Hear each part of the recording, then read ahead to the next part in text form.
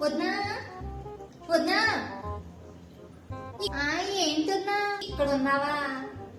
మా ఇంట్లో పసుపు అయిపోయింది, కొంచెం పసుపు ఉంటే ఇవా.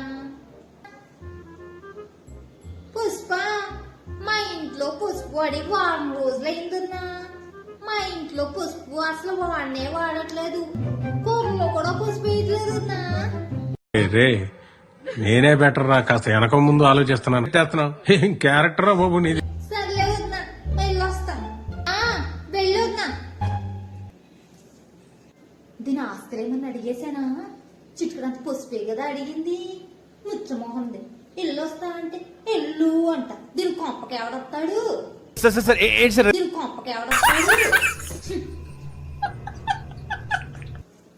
ఇది వెళ్ళిపోయిందా? అబ్బా, ఇన్స్టాగ్రామ్ లో తెగ ట్రెండ్ అయిపోతుంది కదా.